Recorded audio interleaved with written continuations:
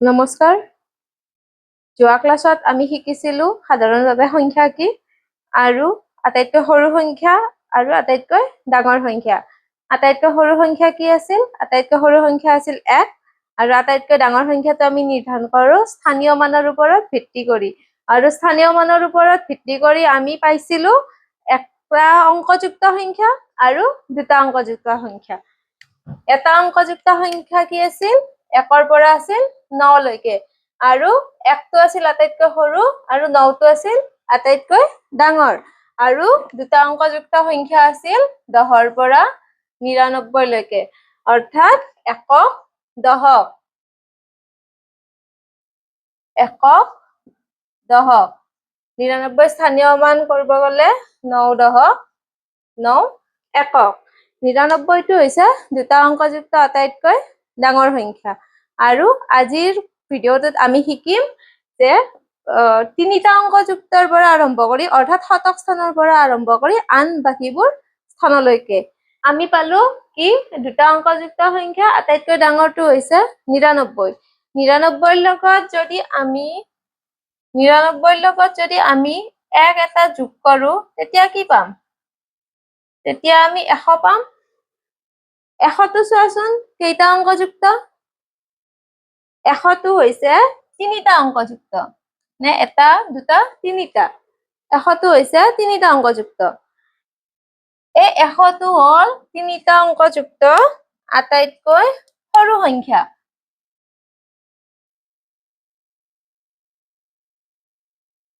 তিনিটা অংকযুক্ত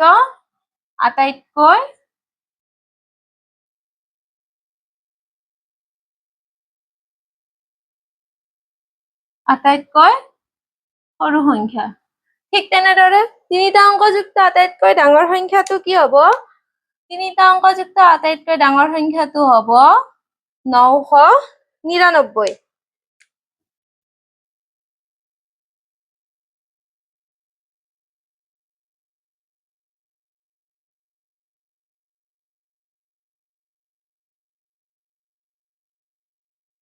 এতিয়া ইয়াৰ স্থান কি? তিনিটা অংকৰ একক, দশক আৰু আমি দশকৰ পিছত পাওঁ শতক। দশকৰ পিছত পাওঁ শতক। তিনিটা অংকযুক্তত থাকিব এইটো 999। তিনিটা অংকযুক্তত থাকে একক, দশক, শতক। এতিয়া তিনিটা অংকযুক্ত আটাইতকৈ ডাঙৰ সংখ্যাটোৰ লগত যদি আমি আকৌ 1 এটা যোগ কৰো তেতিয়া কি পাম? তেতিয়া আমি 1000 পামনে? তিনিটা অংকযুক্ত আটাইতকৈ ডাঙৰটোৰ লগত যদি 1 যোগ কৰো তেতিয়া আমি 1000 পাম। 1000টো এতিয়া কেইটা অংকযুক্ত? 1000টো হ'ল 4টা অংকযুক্ত। 4টা অংকযুক্ত সংখ্যাৰ আটাইতকৈ সৰুটো হৈছে 1000 আৰু আটাইতকৈ ডাঙৰটো হৈছে 9999। বুজি পাইছানে এইখিনি? আমি গম পালো যে তিনিটা অংকযুক্ত আটাইতকৈ সৰু সংখ্যাটো হৈছে 100, তিনিটা অংকযুক্ত আটাইতকৈ ডাঙৰ সংখ্যাটো হৈছে 999, 4টা অংকযুক্ত আটাইতকৈ সৰু সংখ্যাটো হৈছে 1000, 4টা অংকযুক্ত আটাইতকৈ ডাঙৰ সংখ্যাটো হৈছে 9999। অৰ্থাৎ 4টা অংকযুক্ত সংখ্যা পাবলৈ হলে আমাৰ আৰু এটা স্থান বাঢ়ি যাব। কি হব? একক, দশক, শতক, হাজাৰ। এনেকে আমি যেতিয়া গৈ থাকো, মই এইখিনি মুছি দিছো দেই। এনেকে যেতিয়া আমি গৈ থাকো তেতিয়া হলে একক, দশক, শতক, হাজাৰ, তাৰ পাছত পাম অযুত, লাখ, নিযুত, কোটি। বুজি পাইছানে? আমাৰ ভাৰতীয় সংখ্যা পদ্ধতি অনুসৰি আমাৰ থাকে একক, দশক, শতক, হাজাৰ, অযুত, লাখ, নিযুত, কোটি। এইখিনিলৈকে বুজি পাইছা? তাৰপিছত এতিয়া অযুত। এক অযুত। এক অযুত মানে হৈছে আমাৰ 10,000।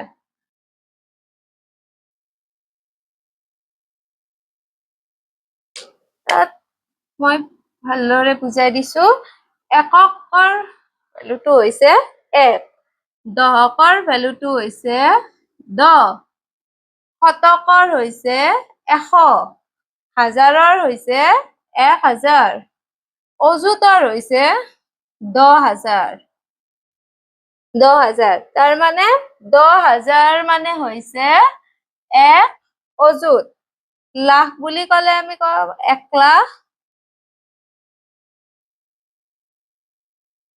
নিযুত হলে হব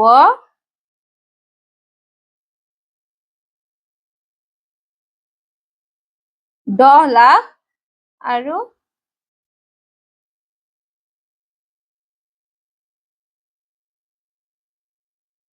কোটি বুলি কলে হব 1 কোটি। তাৰ মানে আমি কি পালো, 1 অযুত মানে হৈছে 10,000 আৰু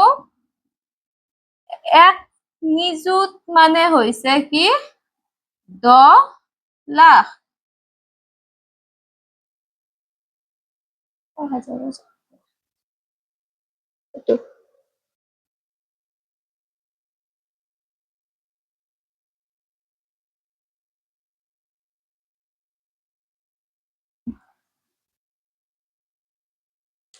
এইখিনিলৈকে বুজি পাইছানে?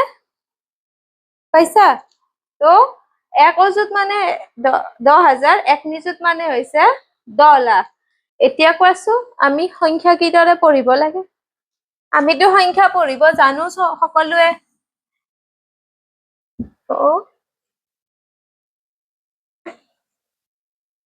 সংখ্যা এটা আমি কিদৰে মাতো?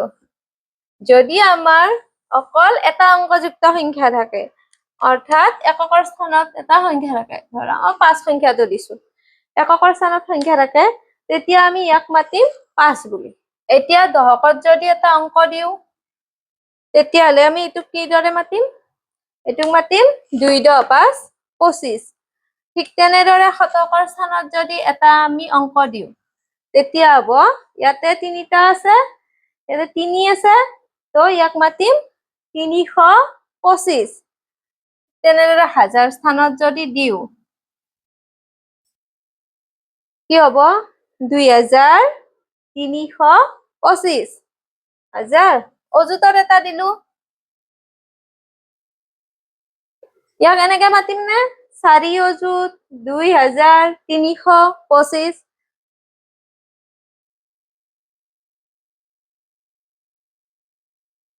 এতিয়া লাখত দিয়াৰ লগে লগে ইয়াক মাতিব লাগিব 3 লাখ 4 অযুত 2000, 3 শতক 2 দশক 5 একক। অৰ্থাৎ এনেকেও যদি মাতো 3 লাখ 4 অযুত 2325। তাৰপিছত নিযুতত যদি দিও,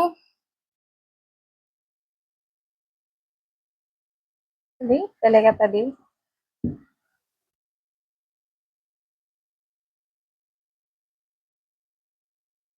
ইয়াত এনেকে মাতিম 3 কোটি 7 নিযুত 3 লাখ 4 অযুত 2325। মই শুদ্ধকে মাতিছো নে? মোৰ মতত শুদ্ধ হৈছে জানো? নাই হোৱা, মোৰ মতত শুদ্ধ হোৱা নাই। কিয়নো আমাৰ এই যে অযুত আছে আৰু নিযুত আছে, এইটোত আমি অযুত আৰু নিযুত বুলি মাতিব নোৱাৰো, কাৰণ আমাৰ স্থানীয় মান অনুসৰি আমি সংখ্যাবোৰক মানে এই স্থানসমূহক একোটা গোটত ভাগ কৰিছো। যেনেকে একক, দশক, শতকটো হৈছে আমাৰ এককৰ গোট।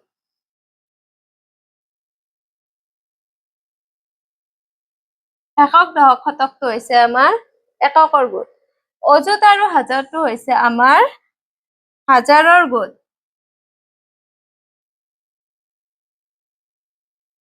হাজাৰৰ গোট। আৰু নিযুত আৰু লাখটো হৈছে লাখৰ গোট। আৰু কোটিটো হৈছে আমাৰ কোটিৰ গোট।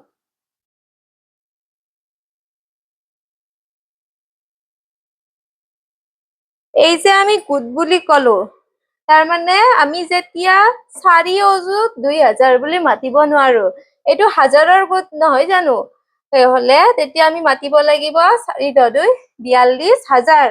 আৰু নিযুতত যে 7 নিযুত আছে এইটোক আমি হেনেকে মাতিব নোৱাৰো এই 7 আৰু 3 লগ লাগি কি হ'ব লাখৰ গোটত হ'ব হলে কি হ'ব 73 লাখ অৰ্থাৎ আমি এতিয়া সংখ্যাটো কিদৰে পঢ়িম 3,73,42,325 বুজি পাইছানে তোমালোকে এইখিনিলৈকে কিদৰে আমি ডাঙৰ সংখ্যা এটা পঢ়িব লাগে আৰু যে আমি সংখ্যাত কমা দিও কমা কেনেকে দিম এই গোট অনুসৰিয়ে দিও প্ৰথম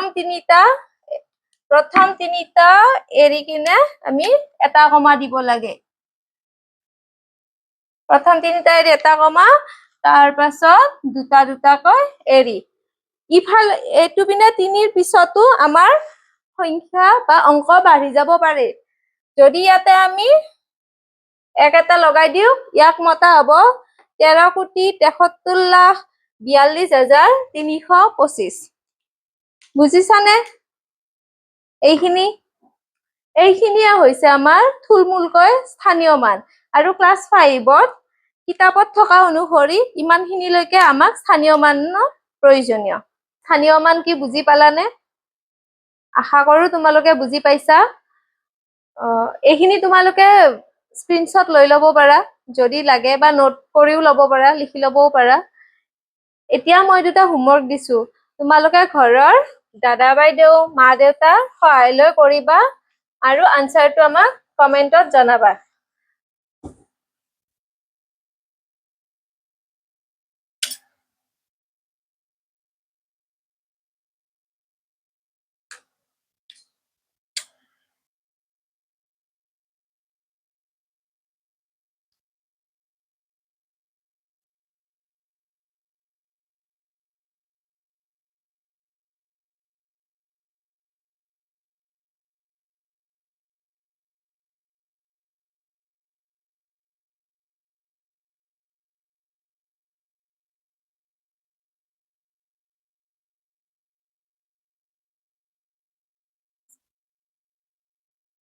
এই যে এ আৰু বি দিছো এই আজ যে দিছো এই অংক দুটাৰ কি লিখিবা স্থানীয় মানটো লিখিবা আৰু এটা কোৱেশ্চন দিছো এই উপযুক্ত স্থানত কমা বহুৱাবা